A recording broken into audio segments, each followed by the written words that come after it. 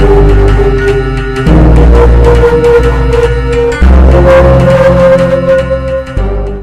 सुरेंद्र कुमार आप सभी प्यारे छात्रों को प्रेम सर YouTube चैनल पर हार्दिक स्वागत करता हूं। जैसा कि आप सभी वर्ण प्रकरण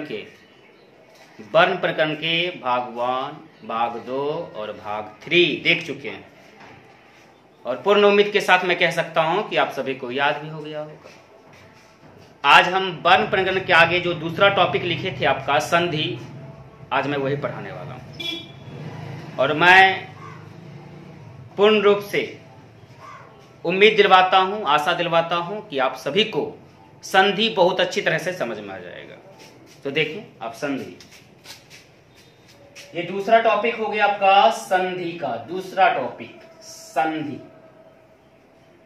व्याकरण में ये दूसरा टॉपिक संधि, व्याकरण में संस्कृत व्याकरण का ये दूसरा टॉपिक हो गया आपका संधि हो गया। तो दो बात जान लीजिए, संधि का शाब्दिक अर्थ, संधि का शाब्दिक अर्थ, संधि का शाब्दिक अर्थ यानी संधि शब्द का जो अर्थ होना चाहिए उसी के अनुसार संधि का शाब्दिक अर्थ मेल, जोड़, योग है। संधि का शाब्दिक अर्थ मेल, जोड़, योग है। तो किनका मेल? तो वर्णों का मेल। किसका जोड़? तो वर्ण का जोड़। किनका योग? तो वर्णों का योग। तो ध्यान दीजिए, संधि का ऐसे एक शाब्दिक अर्थ में रूप तो समझ सकते हैं आप जो है। दूसरा बहुत संक्षेप परिभाषा समझिए, संक्षेप परिभाषा, वर्णों में विकार यानी परिवर्तन। विकार का अर्थ है परिवर्तन। जिस तरह आप लोगों ने संधि का शाब्दिक अर्थ है क्या पढ़ा? मेल, जोड़, योग। ठीक उसी प्रकार वर्णों में विकार, विकार का अर्थ है परिवर्तन। वर्णों में विकार को संधि कहते हैं।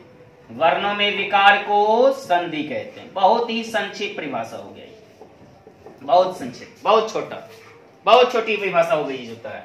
वर्णों में विकार को संधि कहते हैं, यानी वर्णों में परिवर्तन को संधि कहते हैं। वर्णों में परिवर्तन को संधि कहते हैं। अब एक चीज जान लीजिए कि संधि कितने शब्दों के मेल से बना है। संधि कितने शब्दों के मेल से बना है? संधि कितने शब्दों के मेल से बना है? संधि कितने शब्दों के मेल से बना है? संधि कितने शब्दों के मेल से बना है? तो संधि 2 शब्दों के मेल से बना है। सबसे पहला शब्द सम, सबसे पहला शब्द हो गया सम और दूसरा शब्द हो गया धी। तो सम जोड़ धी बराबर संधि। सम जोड़ धी बराबर क्या हो जाता है? संधि। तो संधि कितने शब्दों के मेल से बना है? तो संधि 2 शब्दों के मेल से बना है। यानी जो था संधि कितने शब्दों के मेल से बना है? तो संधि 2 शब्दों के मेल से बना है। वे 2 शब्द कौन कौन हैं? तो पहला शब्द हो गया सम और दूसरा शब्द हो गया धी। अब एक और प्रश्न आता है, संधि में कौन सा उपसर्ग लगा है? संधि में कौन सा उपसर्ग लगा है? संधि में कौन सा उपसर्ग लगा है? संधि में कौन सा उपसर्ग लगा है? तो जवाब दीजिएगा, सम उपसर्ग लगा हुआ है। देख लीजिए, जब शब्दों का निर्माण किया गया था तो पहला शब्द क्या था? सम था ना। और उपसर्ग के बारे में हम लोग आगे जानेंगे कि उपसर्ग जो होता है, जो किसी शब्द के पहले लगकर उसका अर्थ बदलता है, उसे उपसर्ग कहते हैं। तो अब देख लीजिए, जो था इसमें पहला शब्द क्या हो गया? सम ने। तो उपसर्ग क्या होता है? शुरू में लगता है जो था। आगे ध्यान दीजिएगा, संधि में कितने वर्णों के मेल होते हैं? संधि में कितने वर्णों के मेल होते हैं? संधि में कितने वर्णों के मेल होते हैं? संधि में कितने वर्णों के मेल होते हैं? संधि में कितने वर्णों के मेल होते हैं? तो संधि में 2 वर्णों के मेल होते हैं। कितना अच्छा जवाब है, देख लीजिए। संधि कितने शब्दों के मेल से बना है? जवाब क्या था? संधि 2 शब्दों के मेल से बना है।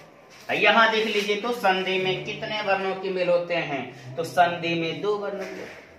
ऐसे 2 से अधिक वर्णों के मेल अगर आप कह दीजिएगा तो मेल होगा, लेकिन पहले 2 ये वर्ण मेल होगा ना, तब न तीसरे वर्ण का मेल होगा। कि पहले 2 वर्ण का मेल ही नहीं होगा, उसका तीसरे वर्ण का मेल हो जाएगा। अब परिभाषा चलते हैं कि संधि की परिभाषा कैसे बोलें, संधि किसे कहते हैं, जवाब कैसे दें। कोई पूछ दिया संधि किसे कहते हैं, तो जवाब कैसे दें? सुनिए, 2 वर्णों के मेल से, 2 वर्णों के मेल से, मेल तो आ गया सर, देख लीजिए संधि का शाब्दिक अर्थ क्या होता? मेल होता।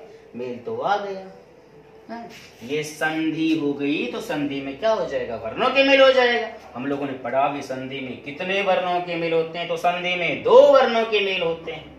तो 2 वर्णों के मेल से जो विकार होता है, यानी परिवर्तन होता है। आप कहिएगा सर कहाँ लिखे हैं? तो देखिए नहीं, यहाँ नजर तो गई होगी, यहाँ पर आप नहीं नजर गई आपकी? बिल्कुल गई होगी, आप लोगों की नजर भी करी है, बहुत गई होगी। विकार का अर्थ क्या होता है? परिवर्तन होता है। अब आप लोगों में परिवर्तन हो रहा होगा, क्योंकि पहले पढ़े हो वर्ण प्रकरण, आप पढ़ रहे हैं संधि, तो बिल्कुल परिवर्तन हो रहा हो। तो याद रखिएगा परिभाषा, 2 वर्णों के मेल से जो विकार होता है उसे संधि कहते हैं। 2 वर्णों के मेल से जो विकार होता है उसे संधि कहते हैं। 2 वर्णों के मेल से जो विकार होता है उसे संधि कहते हैं। 2 वर्णों के मेल से जो विकार होता है उसे संधि कहते हैं। विकार का अर्थ क्या है सर? तो विकार का अर्थ यहाँ लिखा हुआ है, परिवर्तन होता है। विकार का अर्थ क्या होता है? परिवर्तन होता है। विकार का अर्थ क्या होता है? परिवर्तन होता है। तो 2 वर्णों के मेल से जो विकार होता है उसे संधि कहते हैं। आप लोग वर्ण के बारे में पढ़े, जिस मूल ध्वनि का खंड ना हो उसे वर्ण कहते हैं। जिस मूल ध्वनि का खंड ना हो उसे वर्ण कहते हैं। तो वर्ण कितने प्रकार के हैं? तो जवाब तो दे दीजिएगा तुरंत। बोली कितने प्रकार होते हैं? तो जवाब दे दिए होंगे। 2 प्रकार के होते हैं, पहला वर्ण स्वर वर्ण, दूसरा वर्ण व्यंजन वर्ण। अब कहिएगा जवाब क्यों दे दिया? क्योंकि आप पहले से पढ़ चुके हैं ना, इसलिए जवाब दे दिए तुरंत में। स्वर वर्ण बोल देंगे तो बोल दीजिएगा जिन वर्णों का उच्चारण स्वयं हो उन्हें स्वर वर्ण कहते हैं, और जिन वर्णों का उच्चारण स्वर वर्ण की सहायता से उन्हें व्यंजन वर्ण कहते हैं।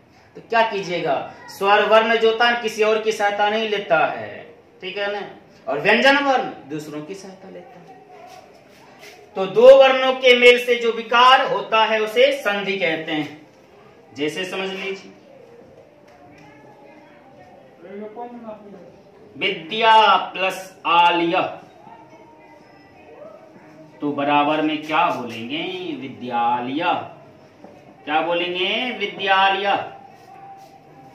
अब कहिएगा सर इसमें वर्णों के मेल कैसे पता चलेगा? ध्यान दीजिए, प्लस के ठीक पहले, प्लस के ठीक पहले, प्लस के ठीक बाद, प्लस के ठीक पहले और प्लस के ठीक बाद। ध्यान दे रहे होंगे आप लोग, प्लस के ठीक पहले और प्लस के ठीक बाद। तो प्लस के ठीक पहले अगर ध्यान दीजिएगा ना, तो आ मात्रा है, इसका मतलब आ वर्ण हुआ। किस वर्ण की मात्रा है? तो आ वर्ण की मात्रा है, तो आ ही न हुआ। और उसके बाद यहाँ प्लस लिखेंगे, फिर यहाँ आ लिख देंगे। तो अब देखिए 2 वर्णों को मिलने हुआ, पहला वर्ण भी आ और दूसरा वर्ण भी आ। तो याद रखिएगा ऐसे वर्ण सूत्र बोलेंगे जब ये सब सीखेंगे तो आ प्लस आ के मेल से एक नया वर्ण बनता है आ। और ऐसा भूल मत कीजिएगा कि आ ही लिख दीजिएगा, लेकिन आ नहीं लिखना है बल्कि आकर की मात्रा देना है। तो देख लीजिए, ये आ और ये आ मिलके आ जब बना तो हम लोगों ने यहाँ आकर की मात्रा दिया न, इसलिए हो गया विद्यालया। विद्या प्लस आर्या और क्या हो गया? विद्यालया। सवाल कैसे होगा? देखिए सवाल कैसे कैसे बनता है। सबसे पहला सवाल, विद्यालया का संधि विच्छेद करें। सवाल जो बनेगा ध्यान दीजिएगा, विद्यालय का संधि विच्छेद करें, विद्यालय का संधि विच्छेद करें, विद्यालय का संधि विच्छेद करें, तो आप कर चुके हैं। विद्या प्लस आलिया, विद्या प्लस आलिया। और दूसरा सवाल देख लीजिए, विद्या प्लस आलिया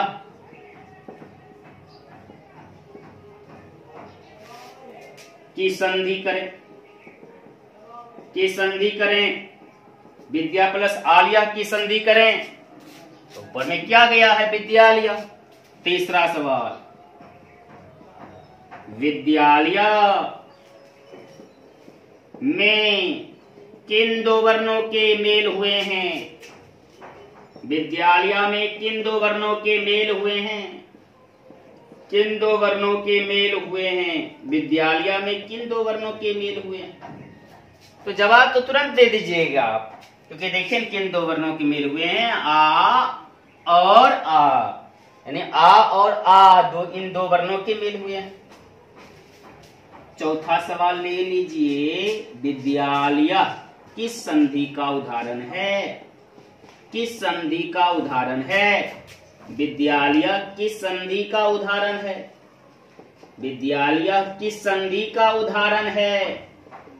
विद्यालय किस संधि का उदाहरण है? ये पढ़े नहीं है लेकिन पढ़ेंगे, लेकिन समझ लीजिए, आ और आ ये कौन से वर्ण है? स्वर वर्ण है ना, तो स्वर संधि होंगे। दो स्वर वर्ण मिले तो स्वर संधि हो गया। व्यंजन वर्ण एक रहे और एक स्वर रहे तो समझ जाओ फिर व्यंजन संधि है। अब विसर्ग हो, स्वर हो या व्यंजन हो तो विसर्ग संधि है। सिंपल सी बात, कोई खास बातें तो नहीं है। तो इसे आप पहले लिख लें, ध्यान पूर्वक लिखिएगा, कहीं गलती ना हो।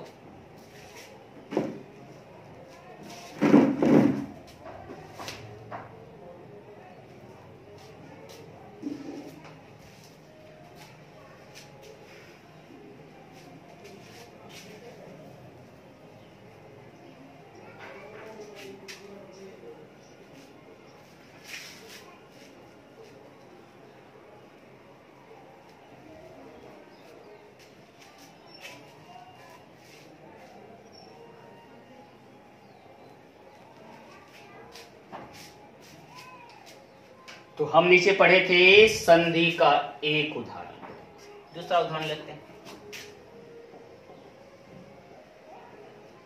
नदी प्लस ईसा, ईसा, ईसा, देखिए नदी प्लस ईसा।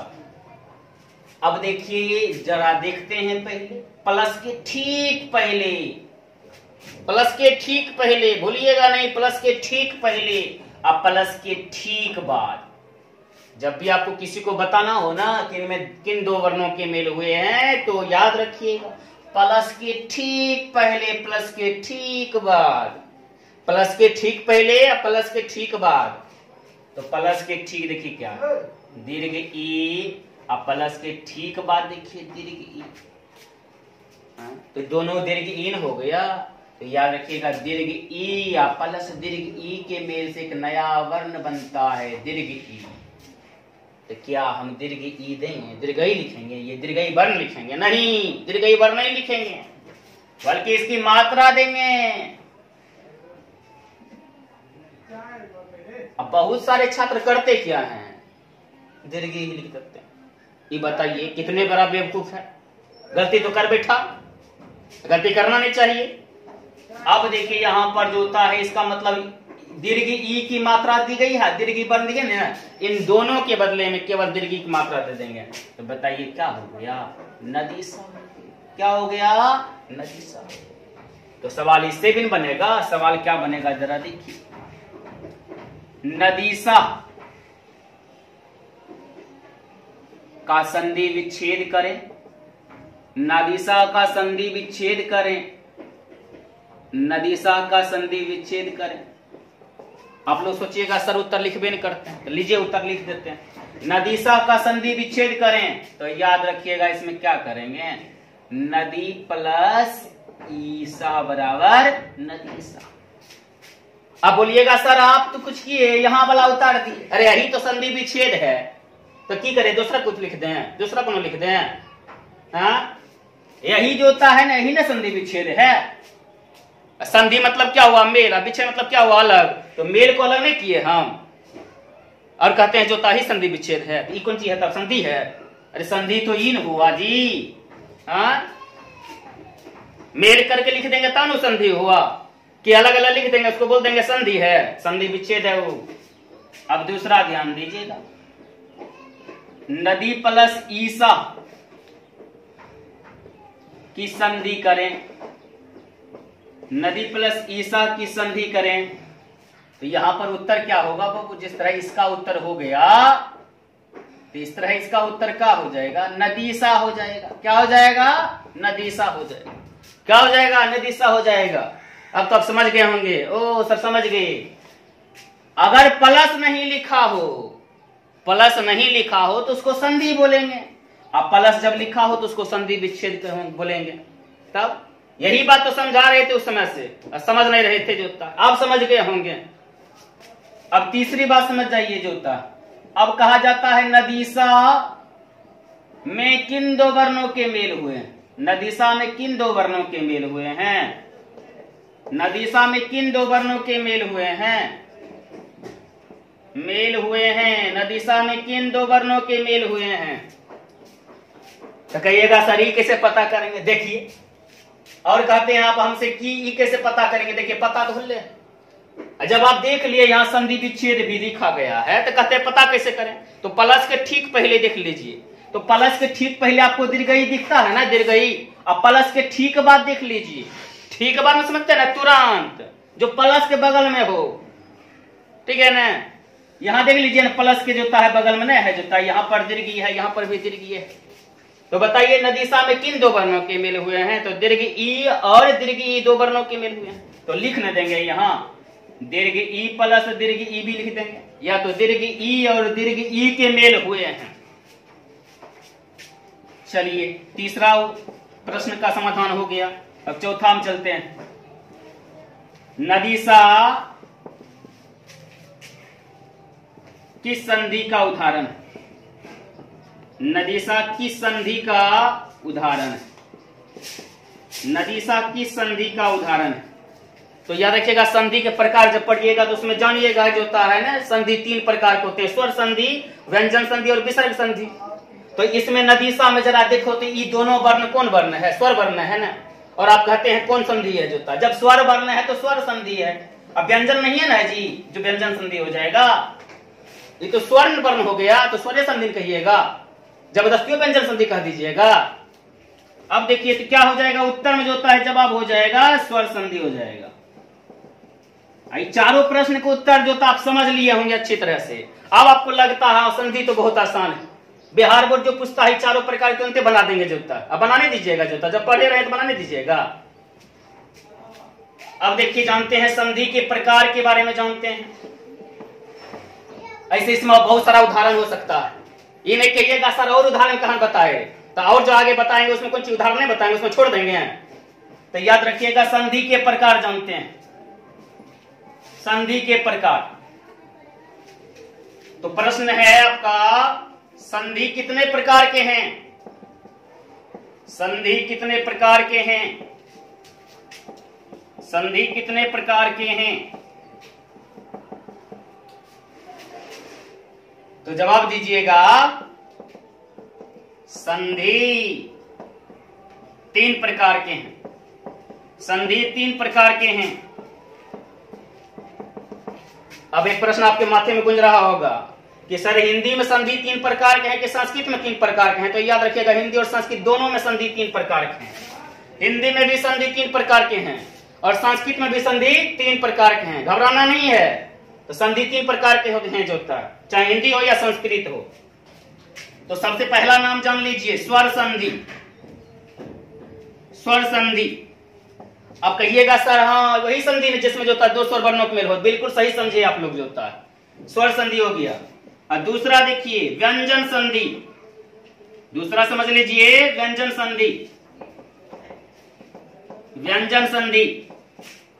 तीसरा समझ लीजिए विसर्ग संधि। तीसरा समझ लीजिए विसर्ग संधि।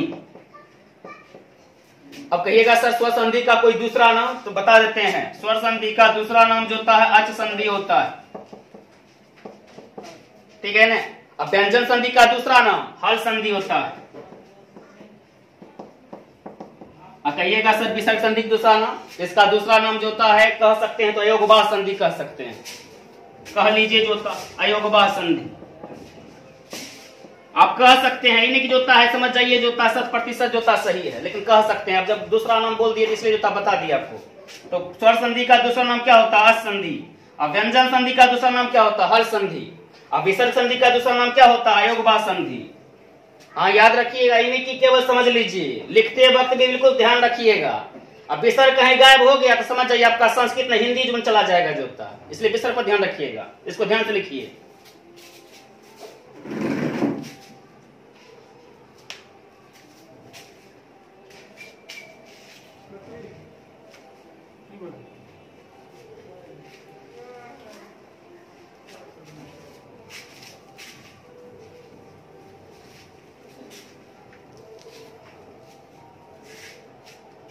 तो देखिए अभी हम लोग संधि के प्रकार के बारे में पढ़े थे। संधि के प्रकार के बारे में पढ़े थे, संधि के प्रकार के बारे में। तो संधि के प्रकार जवाब दिए थे ना, प्रश्न क्या था संधि कितने प्रकार के हैं, तो जवाब था संधि 3 प्रकार के हैं। संधि के प्रकार, तो संधि कितने प्रकार के होते हैं, तो संधि 3 प्रकार के होते हैं। तो सबसे पहला संधि स्वर संधि, जिसको दूसरा नाम क्या बोलते हैं अच संधि बोलते हैं। क्या बोलते हैं अच संधि। और दूसरा संधि का नाम क्या हो जाता है, पहला तो हो गया स्वर संधि, दूसरा हो जाता है व्यंजन संधि। व्यंजन संधि, तो व्यंजन संधि को बोलते हैं हल संधि। और तीसरा विसर्ग संधि, तीसरा विसर्ग संधि, इसे अयोगवाह संधि भी बोलते हैं। अयोगवाह संधि भी बोलते हैं इसे, अयोगवाह संधि भी बोलते हैं इसे, अयोगवाह संधि भी इसे बोलते हैं, याद रखिएगा। इसे क्या बोलते हैं अयोगवाह संधि बोलते हैं। तो यहां तक जो था पहले क्लियर कर लीजिए, निश्चित रूप से जो था याद कर लीजिएगा, लिख तो लेवे किए हैं, याद कर लीजिएगा। हाँ एक चीज याद रखिएगा, वक्त कितने दिए हैं ये मुझे और आपको पता है। वक्त कितने दिए हैं ये मुझे और आपको पता है। अब बेल आइकन जो था आप कितने बार दबाए हैं ये केवल आपको पता है।